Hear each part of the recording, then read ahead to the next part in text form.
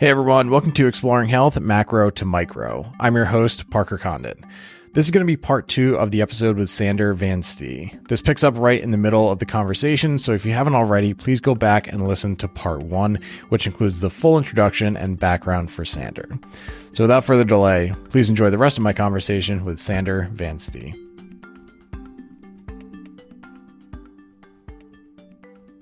I want to dig in now to kind of your journey, right? So you came to health probably the shift. It sounds like the shift towards kind of what you're doing now on the farm came from a health scare of your own or health concerns of your own. So can you share a little bit about that and kind of understanding like what I'd love to dig into afterwards, sort of what the proposed interventions were for that, and then how you end up kind of getting yourself to where you are now?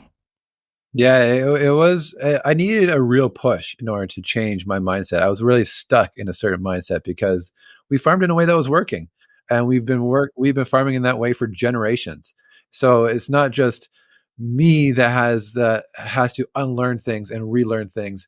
I have to do that despite the fact that my dad was not ready to make these changes, or not seeing eye to eye, and he's pushing back.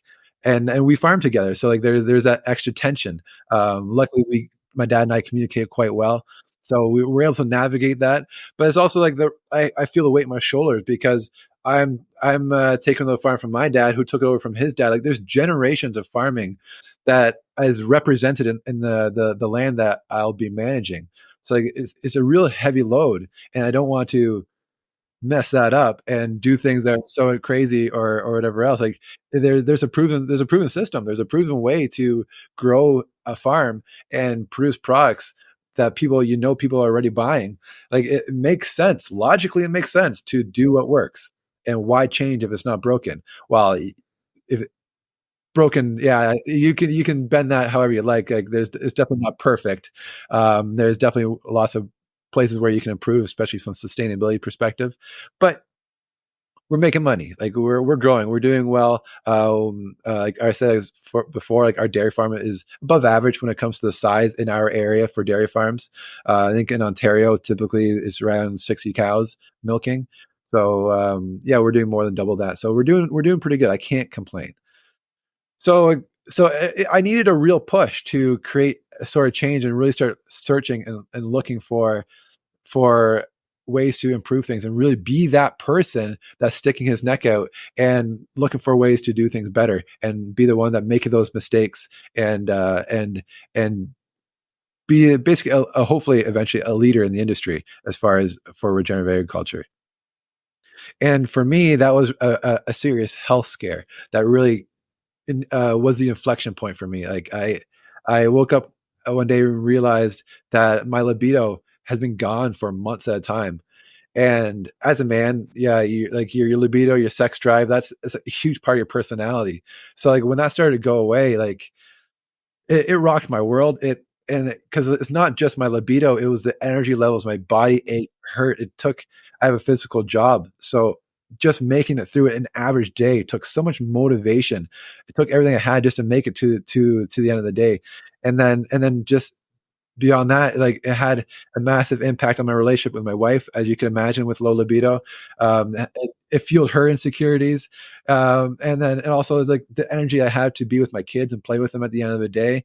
It affected every aspect of my life. It was very difficult. So because it affected my life so completely, it became very easy for me to stay motivated and try out these different proposed healthy habits, and stick to them and be religious. And where like most people, they have a hard time finding a reason to stick to these different habits and change the way they're living their life. But for me, it was I had all the reasons I needed. So like, what happened was like I went to my family doctor and said like my libido has been gone. I'm feeling weak, feeling tired, feeling like an old man. I feel like I might have low testosterone. And he just looked at me up and down, kind of said, "You got some body hair, you got some muscle mass. I think you're fine." But I insisted that I think I had low testosterone. So in Canada, there's free healthcare, but only if it's ordered by the doctor. So because I pushed for it, I had to pay for this testosterone test. And sure enough, My testosterone was in the single digits. So that led me down a journey of like bouncing around, finding different doctors, different specialists. They're like, oh, I had a hormone specialist who then referred me to the next specialist, which was like specifically for male hormones. And at the end of the day, no matter how high up I went up to this specialty ladder, all they could really do for me was give me hormone replacement therapy. They tested me for all sorts of rare genetic abnormalities or conditions, and they couldn't find anything. And I ended up doing my own research. Like I said, anything that involved health, I've tried it. And I was reading voraciously, trying to find out things that I can apply to my life that might make a difference. And things that stuck that are the things that I feel like actually improved my energy levels, my vitality, to some degree. But I never got to the point where I could start cutting back on the hormone replacement therapy. I despise give myself these injections, even though it was never like extreme doses. It was always like within normal physiological levels of testosterone. Just the fact that I had to inject it to feel close to normal. It was never back to complete normal, but just to be like a functioning person drove me crazy. So yeah, I mentioned to my specialist, like the who I drove like um an hour and a half to go and visit, and sometimes in traffic 3 hours just to visit him.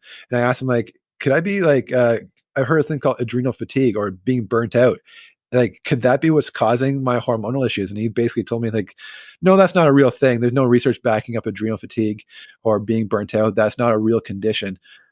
So he wasn't even really willing to look into it. So I did myself. I tried all sorts of different diets, which I was like, what is the ideal diet for people? Well, that's quite a journey to go down. The problem is, like, as soon as you start looking, everybody's gonna tell you a different answer. And, so it's real frustrating. But the one thing that all these different gurus have in common, all the scientists, all the researchers, all the influencers, is that they all propose to eat a whole foods. So, like, whether it be whole food plant-based or whole food omnivorous or whole food carnivorous, that's the one thing they all have in common. So that's a pretty safe place to start. Get rid of all that processed junk out of your diet. And for me, that did make a really big difference. When I got sick, that's when the vegan movement was in its heyday. Basically, it was all over the internet. So I gave it a try. And I did it pretty strict. Like, I was very careful to eat. I really emphasized the proteins and the fats in my diet. I was eating nuts and seeds with every meal, lots of beans and lentils, lots of whole grains. And I wasn't eating much salads. I was really trying to get enough calories in because I have a very active job and I'm naturally relatively lean. So I was really eating like the potatoes and stuff like that too, and the rice and not too many salads, not too many raw food because I needed those calories. And despite that, over time, I just kept developing more and more food sensitivities. Like, I started off with regular dairy. I started off with eggs. Those two things I was reacting to, and then over time, I started adding in more and more things, like the preservatives and food colorings. I was reacting to all these different things, despite the fact that I was religiously following this diet. Never really had cheat days. I was always eating this supposedly perfect diet for people. So I realized that there was something missing. So and I started experimenting with adding in more animal products. And whenever you take out food, you have the opportunity of being selective with what you add back in. And so yeah, I only added in the highest quality meats, the highest quality animal products. I um, started feeling a little bit better, and after the fact, it seems pretty obvious, but like, because like whenever I was eating in a vegan diet, I could never get enough chocolate. I could I could eat a massive meal, and I would want chocolate afterwards. So I'd eat some dark chocolate, some 95% dark chocolate, because that's the healthiest chocolate apparently. And and then I would eat it, and I would want more, and I had to just leave the house, or else all the chocolate in the house would be gone, despite the fact that I was ready stuffed, right? So like, and I realized after the fact that dark chocolate, it was one of maybe two plant sources of saturated fat. So my body was craving saturated fat. And it's crazy because now that I eat a significant amount of animal products, significant amount of saturated fat and cholesterol, chocolate can be sitting in the cupboard and I just don't even want it. which is like, is mind blowing to me because like I thought like it's just like a vice that I have that I just love chocolate that much. But like, no, like, and now that I'm getting enough truly healthy fats from animal products, my body is happy and it doesn't give me cravings. And I push it all the way to the extreme of eating nothing but meat, which some people love it. Some people do really, really well on it, especially people with food sensitivities, like what I was suffering with. But I found personally that I struggle to eat enough with eating nothing but meat. Um, so I started adding in. I started backing off and moving more towards a more omnivorous diet. But I still focus on the diet on the foods that are most digestible, and that I feel is the biggest difference between like the two extremes as far as the carnivore and the vegan whole foods diet. But even just being more omnivorous, the real difference is that you're eating foods that are not just nutrient dense, because the beautiful thing of whole foods is that they're all nutrient dense, especially if you source them from a really good farmer. But like, so all these whole foods are nutrient dense, but they're not all equally digestible. And that's where you really benefit from these animal products, is because you're actually getting the nutrients that you're reading on the label. It's so digestible that what you read on the label is what you get, where that's not necessarily the case with plant foods. And different people struggle with different things. Like there's a significant percentage of the population that can't make that transition from beta carotene to vitamin A. So like different people have different struggle with different things basically. So like that's for me what made a massive difference.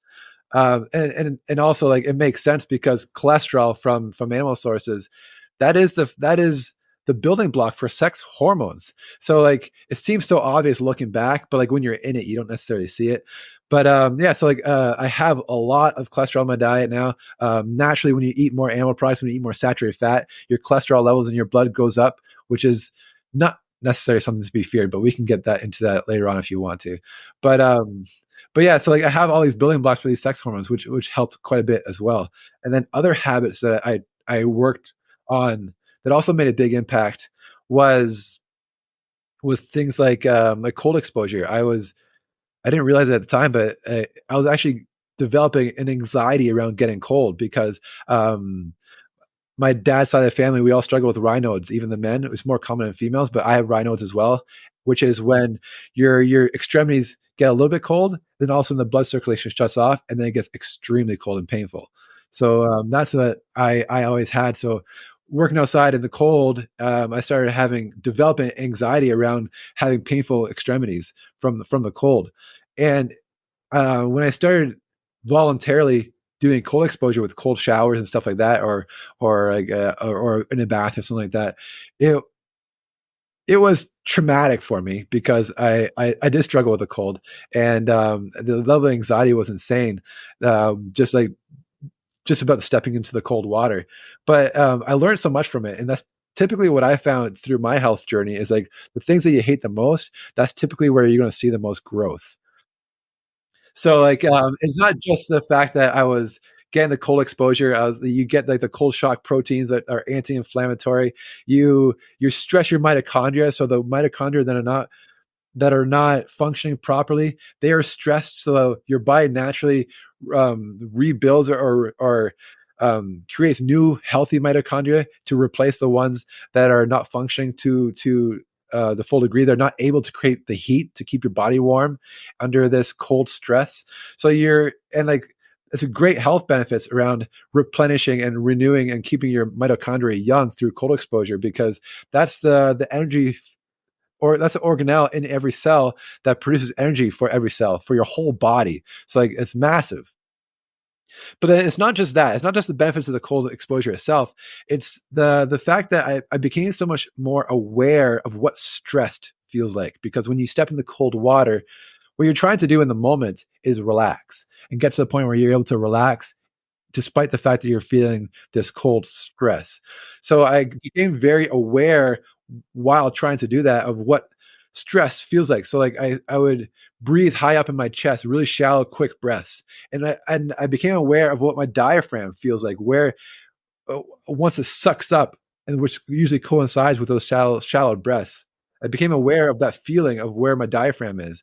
And I noticed that I was stress breathing just throughout my average day doing normal work that shouldn't have been stressful. But physiologically, my body is getting the signal that I'm stressed because that's the way I just breathe without even realizing it. So like to contrast that, I became more aware and then like tell myself to get deep belly breaths and stuff like that. And all those things made big differences. And I kept stacking these different habits. And it took me 6 years to get to the point where my hormones returned.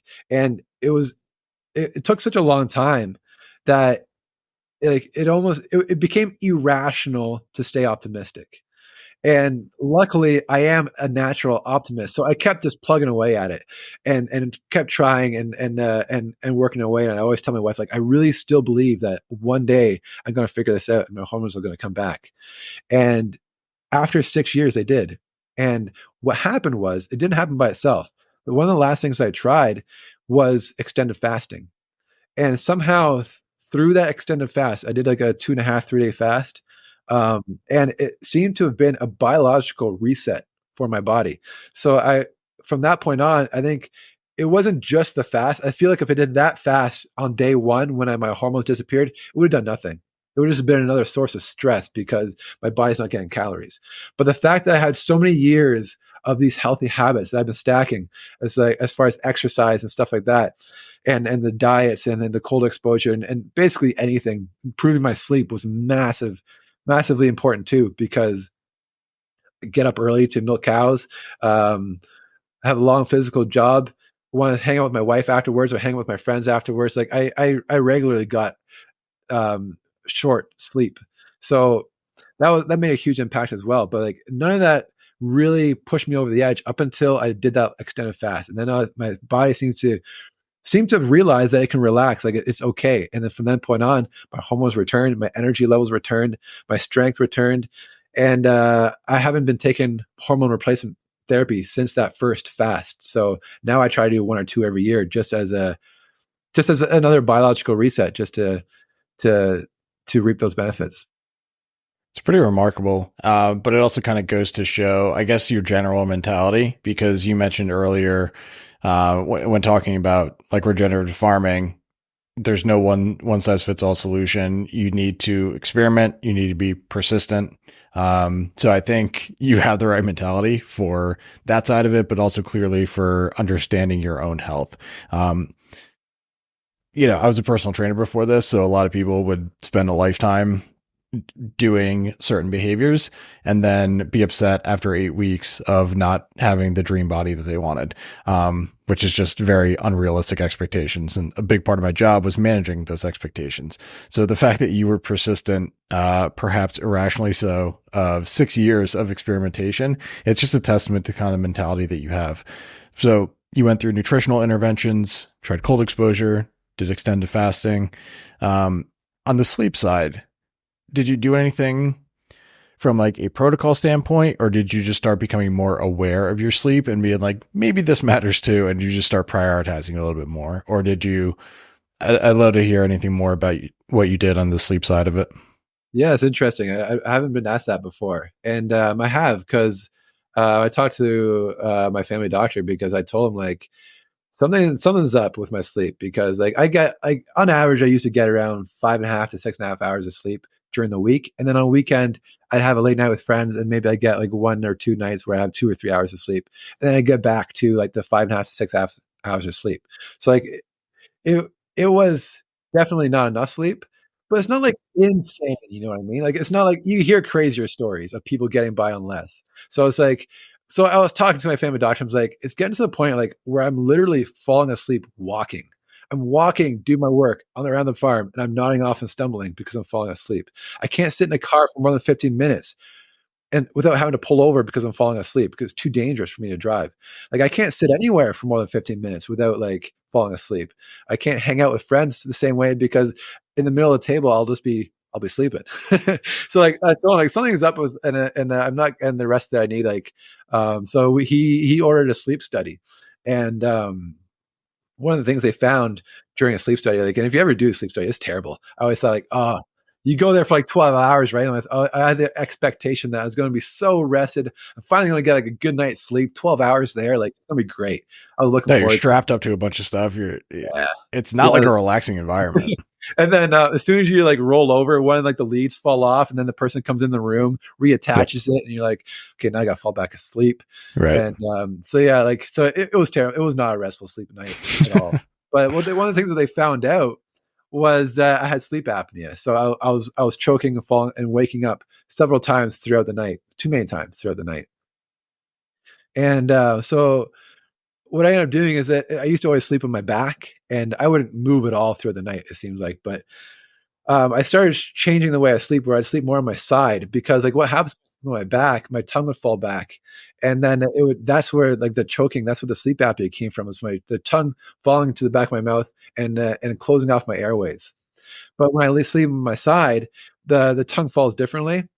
And then so then you don't wake up from choking, from the tongue falling back and closing off your airways. And then the other thing that I started reading about is the importance of nasal breathing, especially when you're sleeping, but throughout the day as well. You want to breathe through your nose, because same thing, when you breathe through your mouth, it's also stress breathing. And it's important to breathe through your nose, because that's where all the senses are for the CO2, and your body can't regulate the oxygen that you're intaking when you're breathing exclusively through your mouth. And that CO2 balance is important, because you need the right amount of CO2 to oxygen in your blood in order for every cell in your body to be able to exchange oxygen. You need the CO2 and the oxygen. Whereas your body can't regulate the amount of oxygen in the system when you're only breathing through your mouth. So I actually got rid of my pillow when I slept, and now I sleep with my hands. And then what happens, because of the angle of my hands, it puts friction on my jaw. And a lot of people will actually put tape on their mouth to push for the nasal breathing. I haven't quite gotten that weird yet. I've considered it, but at the moment I thought I'd try this first. It's a little less invasive. It'll weird my wife out a little bit less. So I sleep with my hands, and then the friction of my hands against my jaw keeps my mouth closed throughout the night.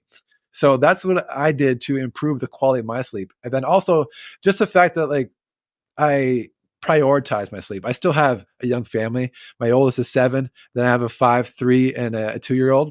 So as you can imagine, sleep is hard to come by. It's not perfect. The fact that my hormones are still as good as they are with such a young family, I think is pretty important. But so like I'm sure like in 5 years, when my youngest is much older and sleeping through the night, I'll feel even better. Maybe my testosterone will increase even more. But yeah, so right now that's what I'm doing. I'm prioritizing the sleep. When I'm exhausted, I'll take that nap.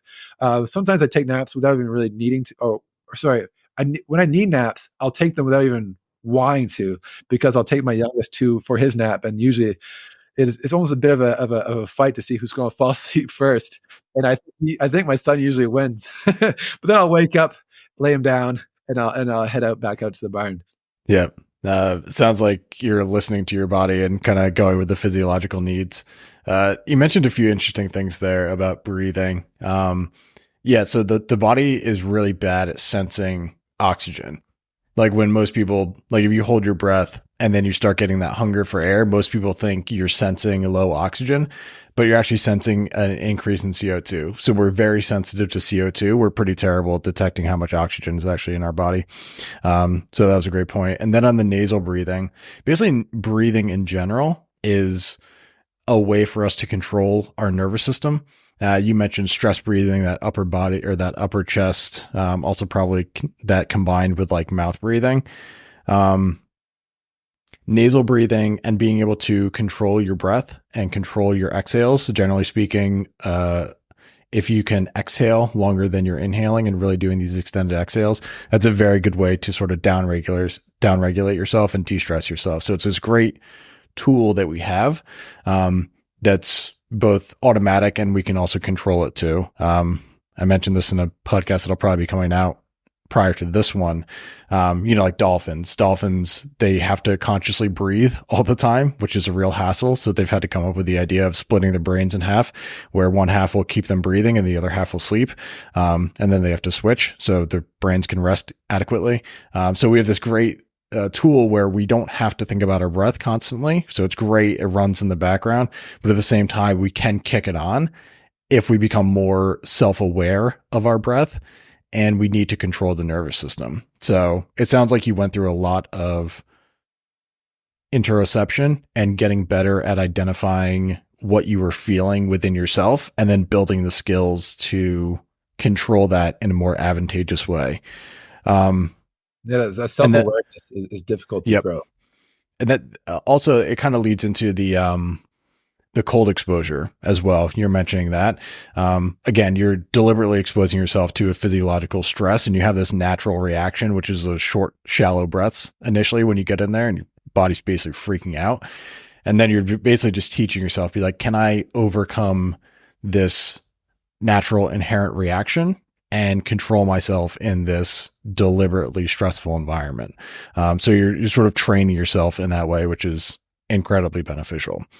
One of the other things I want to say about the biggest benefit of the exposure was developing the self-awareness of of the thing and the stress.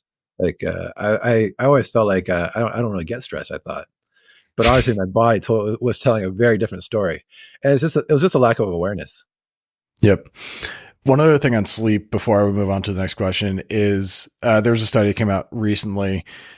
It was a long longitudinal study. They were looking at, I think, 60,000 people for 10 years. So you have a big cohort and for a long period of time. And the thing that they discovered was that obviously sleep duration matters, like the amount of sleep that you're getting. But one of the other really important factors was sleep consistency. Almost for some diseases actually had a greater effect than total sleep, was consistency of bedtime and wake time. So like even if you're not necessarily getting the recommended 7 to 9 hours of sleep, if you're very consistent, usually within a 1 hour window, wake time and bedtime, there were massive benefits as well. So if you can't get the recommended 7 to 9 hours of sleep, really dialing in your consistency of when you're going to bed and when you're waking up can be protective as well from a sort of disease standpoint. I want to know, like, so before all of this, right? You had the health scare, really low testosterone. What was your lifestyle like leading up to that? Because you were still very active, obviously, being on the farm. But were there any other things in your lifestyle where, like, you look back on it, you go, "Oh, obviously that wasn't helping the situation." There was, yeah, the fact that I could basically eat anything that I wanted to back when I was younger, or at least I thought I did, or I thought I could. I didn't realize till after the fact. Like I always noticed ever since I was quite young that my belly popped out, and I thought it was strange. I didn't know what it was. People didn't talk about food sensitivities when we were younger. They talk about it all the time now, I feel like, but when I was a kid, it wasn't talked about. So I had no idea what was going on with my belly. Why was it sticking out? I thought I was fat, even though like logically I knew I wasn't fat. So I was like, do I have like visceral fat? Is this what visceral fat feels like or looks like? Like, I don't know what was going on. So, but yeah, like after the fact, like looking back, it's so obvious, but like I was eating dairy, regular pasteurized dairy every single meal of throughout the day. I'd have cheese or milk or whatever else. And I was always bloated. I always had gastric upset. And if I look too, like it's the same thing with cows, but if you look at your poop, it tells you an awful lot about your health, your digestion. And like I was literally never constipated, and I was always like to the other extreme, a little always on average. So I was always had like this borderline level of like upset stomach and poor digestion, and I never really put things together. It was just for me, it's my normal. So it's all I knew. And it wasn't until I started removing these things from my diet that I started noticing less bloating, and I realized that like this is what my stomach normally should look like. It's just never, like it literally was never looked like this way, because like I wake in the morning, eat breakfast, have dairy, every meal throughout the day was dairy. So like I was always bloated. That was just my norm. So like that definitely didn't help. And that's one of the first things that I did is like I got a food sensitivity test, and then I removed the foods that I was reacting to. And unfortunately, those, like I was telling you before, because of the way I was eating, I developed more and more sensitivities over time. So it helped, but the way I was eating wasn't quite ideal for my body. I think it was really important to listen to your body and eat what makes you feel good, gives you vitality, and not be religious about your diet. It's not a religion. Don't be dogmatic. Eat what makes you feel good. So it's like that's definitely yeah, it had a big impact, just removing those foods that I'm sensitive to. And then now, like, I've added dairy back to my diet, and I drink liters of the stuff without any impact, and my digestion is still amazing. And the difference is it's less processed, it's not pasteurized, it's raw milk straight from our farm. And I'm in Canada, so like raw dairy is illegal, but I'm one of the very few Canadians that can legally drink raw milk because I produce it myself. You can't distribute raw dairy, you can't transport raw dairy, you can't sell raw dairy, but if you produce it, you can drink it yourself. I'm rather uneducated on this topic. I've always known raw dairy to be dangerous for a variety of reasons. Can you speak to that?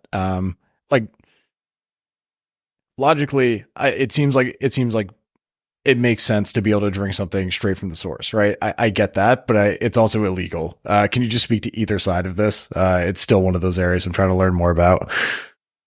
Yeah, I can touch on the benefits first, and then I can touch on the risks. I think that makes a little more sense that way. So like the nice thing about raw dairy is that is that all the proteins are still functional in raw dairy. As soon as you heat it up, you denature the proteins in the milk, and some of the vitamins and stuff as well.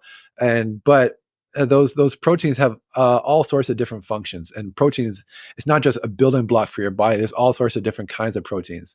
For example, there are cytokines, which are signaling molecules, and the whey protein, the main protein in milk, along with casein, the whey protein is actually a signaling molecule. It is a cytokine, and there are a long list of different cytokines in raw milk that have all sorts of different benefits for your body.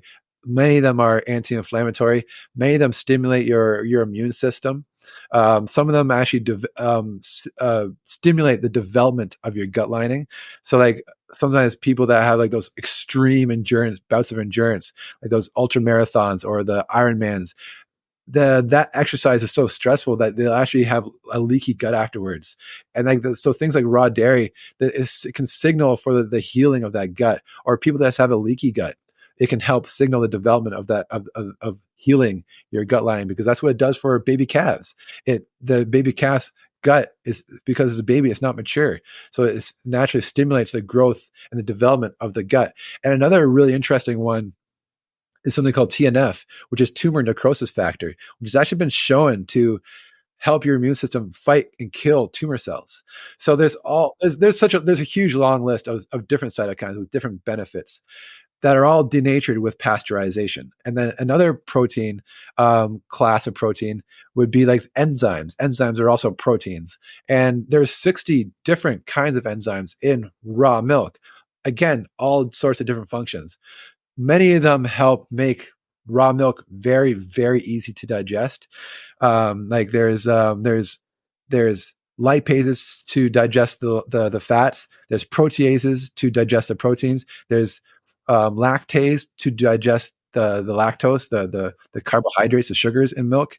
So it'll literally digest itself in your gut. So like that's why when you drink raw milk, it's so easy to digest. So that's why I don't have issues with it. Whereas after you pasteurize it, those enzymes are inactive. And now it becomes all of a sudden one of the FDA's 9 most allergenic foods that we can eat. So they're very different products, pasteurized dairy and raw dairy. But then there's also enzymes. There's a unique enzyme for every mineral in raw milk that helps with the absorption, the digestion of those minerals. So once you inactivate those enzymes, all of a sudden you can't absorb the minerals to the same degree as you could have when it was raw. And raw milk has, and milk in general, it has all of the required minerals and 24 micro minerals in it. Like it's an amazing product, whether it's pasteurized or not. But when you have those enzymes, you're actually absorbing way more of those minerals. And then also the a lot of the vitamins, especially the fat soluble vitamins, are quite sensitive, so they're damaged. Between all the minerals and vitamins, I think there's somewhere between a 38 and an 80% loss of efficacy of the vitamins and minerals after pasteurization. So like the benefits are massive and measurable. There's a surprising amount of research done on the benefits of raw dairy. A lot of it is based off of reducing allergies and eczema and like in children. Well, there's one research trial that I personally find very interesting because it was done on adults, and the adults that drank raw milk as kids had improved pulmonary function. Their lungs worked better, which tells me that like the kids that consumed raw dairy developed better. They reached more of their genetic potential as far as the function of their lungs. So like it's like for me and my kids, like I really want my kids to drink raw milk because it's been shown to improve their development. So like that the research is out there and there's quite a bit of it. But like a lot of people say like, yeah, sure there are these benefits maybe, but it's not worth the risk. There is a 98% increase of getting sick from milk if it's raw compared to pasteurized. At 98%, that's a massive increase risk. But you can look at the exact same numbers and say, my personal risk is 0.0075% of getting sick in a year if I drink it every single day of that year. And those two numbers, they're from the same source. I looked at the National Institute of Health from 2014. That data is readily available on the internet. And it's the same data. It's just relative risk compared to absolute. Thank you. Yeah, I was missing that word. Yeah, so that's it's just a different way of looking at the exact same numbers. So like when I looked at it and I looked at like how often would I get sick if I drink milk raw, and it worked out if I did the math that you would get sick, I would get sick once every 13,000 years if I drank it every single day. And I was like, well, that's a pretty low risk if I look at me personally, and I know that I'm going to get these benefits because I can't even drink dairy if it's not raw. It's like there's these known benefits and there's a relatively small risk. So that's why I started drinking raw milk myself. But it's different when you're producing it for consumers. You have to take I think personally you must take more steps to ensure the safety of a product when you're producing it for other people. So what's actually there's new technology available out there that's a game changer for raw dairy, for the safety of raw dairy. And that is testing technology that tests for pathogens. There's a brand in Ontario, really local to us, called the Kraken Sense. And it can give you results for any pathogen you want within 2.5 hours, sometimes even less. So you can test the dairy, you can test the milk before you even ship it out to the consumers and test whether or not there's any pathogens growing in there. And it tests automatically, so it can test throughout the day. And so it's I think it's a game changer for as far as safety. I feel like in general the risk was already quite low, but if you add on this testing technology, it'll decrease that risk even more. And the decrease in risk is a trend that's already happening. If you look at the data from 2005 to now, the risk of illness from drinking raw dairy has decreased by 74%. So like obviously there's things that we can do better when we're producing milk specifically for consumption if we're going to consume it raw. Yeah, I was wondering, I'm glad you brought that up. I was wondering if there's any sort of technology that's going to kind of move things in the right direction. My guess is that public perception will be the slower thing to move, just because there's been a lot of messaging for so many years. But yeah, I appreciate you kind of giving me a 101 class on raw dairy. Something I definitely need to learn more about. I didn't grow up drinking milk. It was just one of those things I've never really interested in. So it was just like kind of this blind spot as far as nutrition still up until now, I still don't drink milk. So it's just one of those things. The raw dairy versus pasteurized is one of those areas that I just never really paid attention to. Yeah. I want to go on to kind of your company, right? Called Moral Eats. One of the things I saw on your website is that you don't do chickens. Why don't you do chickens? Because again, like I grew up in New Jersey, like I said, and there were many what I thought were like happy chickens, happy layers. Like I would get eggs. Like in New Jersey, there's just so many places that have a handful of chickens, and they have an extra fridge in their garage, and you go down someone's driveway, go into their garage, and leave them a few bucks for a dozen eggs. But you like the chickens would just be like in the driveway. That was my threshold for like free range chickens. If you had to avoid them while you're driving to go pick them up. So why no chickens? Yeah, it's I gotta be careful not to step on anybody's toes when I talk about chickens. It's something that I struggle with because there's an awful lot of demand for chicken products, whether it be the eggs or the meat. But we didn't do it because the mission of Moral Eats is to improve the lives of farm animals. So we take great pride in that every product that we offer on our website is produced in a way that has a positive impact on the welfare and the quality of life of the animals that produced it. So I instead moved towards turkeys because and ultimately the real reason I don't do chicken is the same reason why we don't do veal. Is just the length of their life is incredibly short, and turkeys have a longer life. They're a bigger bird. They take longer to mature. So that's why I tried doing turkey products instead. It's something that I was experimenting with. Unfortunately, of course, I don't. The turkey products are not as popular as chicken products. People don't eat turkey breasts the same way they eat chicken breasts.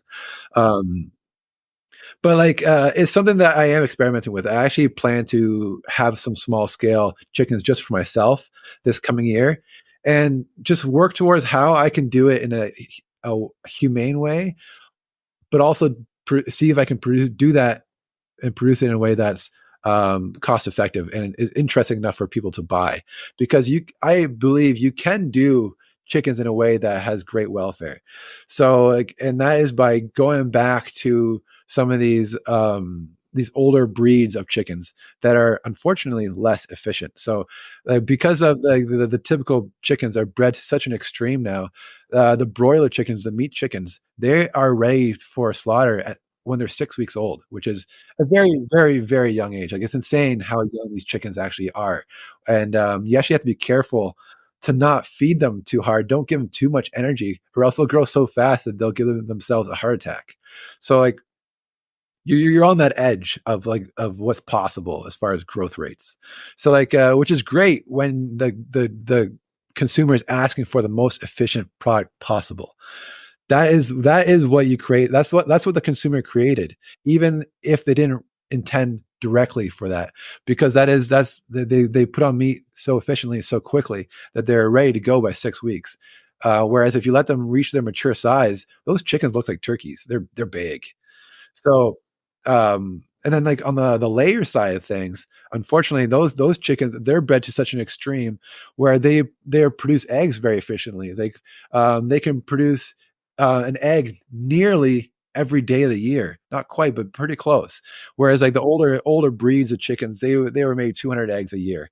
So that, like, they really bred them for that efficiency of laying eggs, which unfortunately, because they're so good at laying eggs, they don't put on meat really well. So the male chickens really don't have a purpose. So half the chickens that are hatched for the egg laying purposes, unfortunately die on day one because they're male. So, like, there's real challenges from a welfare perspective. And the way that I plan to work around that is by using some of these heritage breeds that are basically dual purpose. They put on meat really well, but not as well as the commercial broiled chicken. And they lay eggs quite well, but also not as well as the commercial layer chickens. They're a less efficient breed, but they live longer. They can have a longer life, and there's real use for the males and the female chickens. So, like, there's a real opportunity to improve the welfare of chickens. The question is, and it's like one more thing that I'm experimenting with, is if I raise them this way and they're this much older, are people willing to pay a price for that where it makes sense for me to produce this at scale? Like, I'll probably do it for myself regardless, but whether other people are willing to pay that price, that's the real question. And I'm not sure yet. I haven't gone down that road far enough yet to know that answer. But first, I'm going to do it for myself. I'm going to see what the costs really are in raising these chickens this way, improving their welfare, and doing it in a way that really improves the quality of their life and the length of their life. And then after that, I'll see what the cost is, and then see, well, if people are willing to buy it. Otherwise that's an experiment that'll die. I want to ask you about any of the issues around like slaughter, because this is probably something I'm going to end up doing in my lifetime, right? I'm moving towards probably having a farm of some scale at some point. There's probably going to be animals and they're probably going to need to be slaughtered. The thought of that is uncomfortable for me. And a lot of people probably on the vegan side would be like, well, that should tell you all you need to know. And I get that. But like, I also think like a cow can feed a family for a year, probably two families for a year. And it can live a very good full life if it's raised a particular way. I'm still going to struggle when it comes to slaughter, and I'm going to. And I think the disconnection for me up until this point has been the fact that I am so disconnected from it, right? Like I can buy this meat at a store and there's no, right? It's already packaged. There's no face. Maybe like you grew up around this space. Maybe you've gotten used to it, or do you still struggle with it? I kind of see a cow and I look at its like face and I see him running around. I'm like, it's kind of like a big dog. Um, like it's just something I think I'm always going to struggle with. But I think people who don't struggle with it is probably a challenge to their own morality. I'm just curious, like how you deal with this, right? Because clearly you have a mission towards animal welfare. Like, how do you reconcile that with having to slaughter these animals? Yeah, there's so many points I can touch on there. One of the things, like you talked about, like you can raise these farm animals in a way that they have an amazing life. But one requirement for giving these animals an amazing life is that for them to be treated in a way that's respectful and that you appreciate these animals, you treat them with kindness, and the better you treat them, the better the quality of life is of these animals. I don't think that's very you can't really argue that. But so like I feel like when you said you struggle with that idea, and I said that's good because that means you are the type of person that will raise these animals in a way that gives them amazing welfare, that you will treat them with respect throughout their life. And for me, I think I still struggle with putting animals down, especially even if they're suffering and stuff like that. It's still something that I find very, very difficult. And I always tell myself that I don't want that feeling to go away, Yep. because I think that's a sign that my compassion is starting to slip. Yep. That I become cold to the experience that these animals are feeling. It's a very difficult part of the job as somebody who owns a farm. But I feel like that feeling is something that you need to hold on to and always look for in those situations as a sign that you are still compassionate for these animals. And I think that is necessary for these animals to have a life that's worth living, is that they're treated with compassion and with respect. But what that forces the farmer to do, and then you talked about like how you're one of the things that you struggle with is how much separation there is between you and your food. Is like it's just a piece of meat on a store shelf, and like that lack of respect, that lack of appreciation for your food is part of the problem with the average diet. Is like you don't appreciate your food. It's just a snack that you can shove in your mouth while you're watching TV, and like you don't appreciate the food. You don't have that deeper connection with what you're eating. And like you can say it sounds kind of hokey, but there is actual research backing up. Like if you sit down and have a family meal and truly give thanks for the food that you're eating and you appreciate that food, it actually is healthier for you. Which sounds insane, but it's true. Like if Oh you no, have a I sit totally down believe meal that. with yeah, like it's been shown. So then, like the last point that you mentioned that I wanted to touch on was like, how do you reconcile that from a welfare perspective if you have to kill these animals in order to eat them? And it's like you have to kind of go back, and this is the lessons that I was fortunate to learn when I was younger, Mhm. and that is the circle of life. And like if you look at geometry, a circle, there's no beginning, no end. So if you prevent the end of the life of a prey animal, well, then there's also no beginning. There is no life. And it's not in the prey animal's best interest to not exist. That you're not doing that animal any favors. The animal wants to exist. It wants to experience life. It wants to have a good life. And then necessarily for prey animals is at the end of their life, they'll get eaten one way or another. If they die in nature, they'll get eaten by the flies and the scavengers and the maggots. Like they'll get eaten one way or another. It's part of the reality of being a prey animal. But with that being said, the beautiful thing that we can do on a well-managed farm is that we can manage the last moments of their life so that it has the least amount of stress and the least amount of suffering possible. And that's what I would consider humane slaughter. It's a lot of people would disagree that that's even a possibility. They would consider that an oxymoron. But if you're dealing with an animal that has a choice between like that, it is a prey animal. It will get consumed or it won't exist. What do you think is in the best interest of that animal? It wants to exist. It wants to have a good life. It wants to be able to express its natural behaviors. And then at the end of its life, if you can manage the end of its life so that it has the least amount of stress, the least amount of suffering possible, you're giving that prey animal the best life as a whole that it possibly could. Because like even if you look out in nature and people used to consider wild prey animals to have a great life, if you compare that to what is done to humane slaughter, there's far more suffering that's unavoidable out in the wild. Nature does not care how much you suffer. It's ruthlessly indifferent. So that's unfortunate, but like that's something that we can improve upon when we have a farm. We can learn from nature, but just because it's natural does not mean it's better. So we don't need to chase down every animal across the farm and then start like eating it while it's still alive. Like that's not necessary. We can improve on nature as well. So we can do it in a more humane way. We can manage the last moments of their life through all sorts of different aspects, which I can get into if you'd like. There's something called like Temple Grandin that has had massive impacts on the business of slaughtering animals, and she's made all sorts of improvements and showing how these animals actually go through the process in a less stressed manner if you change the way that the slaughterhouse is set up, or if you change the way you handle them, or anything like that. Like you can have huge impacts on the quality of the last moments of their life.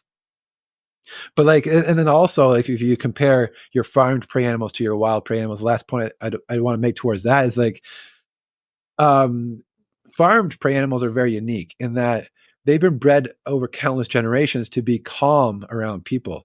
They don't, and if you compare that to a truly wild animal, as soon as you come close to it, they have that level of anxiety. They have basically a constant level of anxiety just to avoid predation. So they're always focused and aware of their environment too. So it's something rustling in the background that they're alert and they can avoid getting eaten.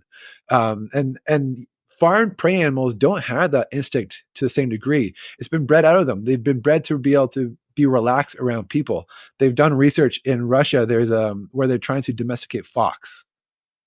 And what they did is every generation of fox, they only selected for their ability to be calm around people. And that's the only thing they selected for. And interestingly, the foxes that they ended up with almost more like dog-like traits with like the droopy ears, the wagging tail, and stuff like that. But despite that, when you compare the fox to a dog after, I don't even know how many generations there are that they've been doing this now, it's still not as calm around people as a domesticated dog. It's like this base level of anxiety is so deeply ingrained in these animals that like just their average day will be more stressful because they necessarily have that background level of anxiety. Gotcha. Well, yeah, I appreciate you kind of talking through that. And just certainly on my own note, but I would encourage anyone listening at this point who is a meat eater to try not to lose the compassion around the requirements of every time you do eat meat, right? The farming industry to this point has almost provided like a safety buffer that like the farmers or the slaughterhouses, they provide sort of the moral cushion and they sort of eat that part of it for society. And I think it's made a lot of people become disconnected, like you said, not appreciative of what is required at every step of this animal's life. So just hoping to get more appreciation around that, and hopefully that can maybe encourage people to move more towards more humane farming practices such as yours when making those decisions with their food dollars. Is there anything else you want to add? We're approaching 2 hours, which is kind of one of the longer episodes we've done, but this has been really, really interesting for me. So I appreciate all the time and everything you've been able to share. But is there anything else you want to share that we haven't touched on yet? The one thing they always try to stress is how much power the consumer has in changing agriculture. I always try to emphasize that at the end of these kind of conversations. I think I really did a pretty good job talking about that, like how much power the consumer really has in changing agriculture just by casting your vote, by deciding what you're going to buy with your conscientious food dollars. Yep, it's a great point. It's the best way we can make change. Boycotts are a huge driver of change. Big companies do not like it when they're not making money. So what you decide to do with your money, especially when it comes to food, can make a huge difference. We're gonna link to your website, your Instagram, your YouTube. We'll make sure people can find you. And thank you so much for coming on. This is a really fun conversation for me, for somebody who's getting much more curious and interested in the regenerative agriculture space and the farming space. So I really do appreciate all the time and everything you've been able to share with us. It's an absolute pleasure. I really enjoy these long form conversations. I don't get much of an opportunity because, like, with our own social media, I usually get more traction on the short videos. Attention span is not that very long, so I don't get the opportunity to really get deep into these different topics. So I really enjoy the opportunity just to dig deep and really explain myself and my position. And like, you don't have that opportunity with those short form videos. Yeah, me too. It's why I like podcasting. The long form is very powerful in concert and in coordination with those short form videos.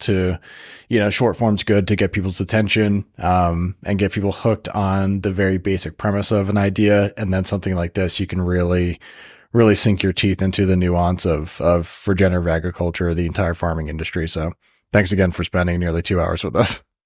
It's been a pleasure. Hey everyone, that's all for today's show. I want to thank you so much for stopping by and watching, especially if you've made it all the way to this point. If you'd like to be notified when new episodes are going to be released, feel free to subscribe and make sure you hit the bell button as well. To learn more about today's guest, feel free to look in the description. You can also visit the podcast website, which is exploringhealthpodcast.com. That website will also be linked in the description. As always, likes, shares, comments are a huge help to me and to this channel and to the show. So any of that you can do, I would really appreciate. And again, thank you so much for watching, and I'll see you next time.